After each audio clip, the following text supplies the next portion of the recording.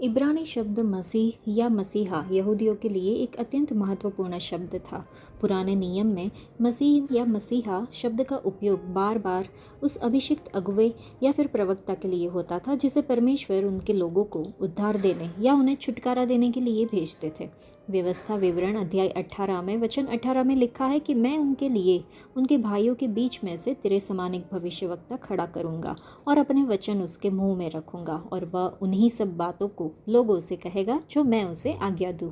कई बार मसीहा शब्द का प्रयोग प्रधान याजक के लिए भी किया जाता था, क्योंकि जब उसे उस पद पर नियुक्त किया जाता था तो उसका अभिषेक किया जाता था। कुछ अवसरों पर राजा को यहोवा का अभिषिक्त कहा जाता था। यहूदी लोग आशा करते थे कि दाऊद के वंश में से एक राजा आएगा जो इस्राएल को विदेशी दासता से मुक्त करेगा और उसके स्वर्णिम युग की महिमा को पुनर्स्थापित करेगा।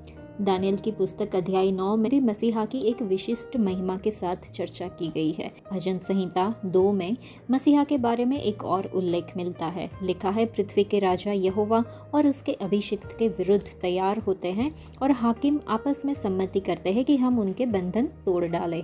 यहूदी लोग यह नहीं समझ सके कि मसीहा का राज्य आत्मिक था, राजनीतिक नहीं। उन्होंने पाप और शैतान से छुटकारा देने वाले के रूप में मसीहा की भूमिका को नजरअंदाज किया। वे एक ऐसे मसीहा की प्रतीक्षा कर रहे थे जो पृथ्वी पर एक भौतिक साम्राज्य स्थापित करेगा, जहां वे खुद शासक होंगे और किसी अन्य के अधीन नहीं रहेंगे। नए नियम में अभिषिक्त का यूनानी अनुवाद क्रिस्टोस ख्रिस्त है और यह सैकड़ों बार प्रयुक्त हुआ है। हालांकि इब्रानी शब्द मसीह का प्रयोग यूहन्ना की रचित सुसमाचार में 2 बार हुआ है।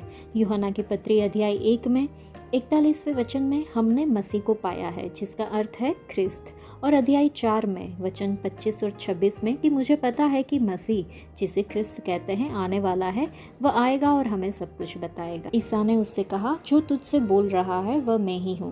प्रभु यीशु ख्रिस्त दाऊद के वंश में से आने वाले वही अभिषिक्त है जिनकी लंबे समय से प्रतीक्षा की जा रही थी, परंतु उनका सिंहासन काठ का क्रूस है और उनका मुकुट कांटों का।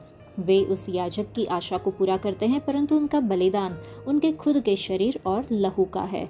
वे मूसा जैसे नए प्रवक्ता की आशा को भी पूरा करते हैं, परंतु उनकी भविष्यवाणी की प्रेरणा उनके पिता परमेश्वर से आती है। प्रभु यीशु एक प्रवक्ता के रूप में उन्होंने परमेश्वर के वचन का उपदेश दिया और उसे जीवंत किया।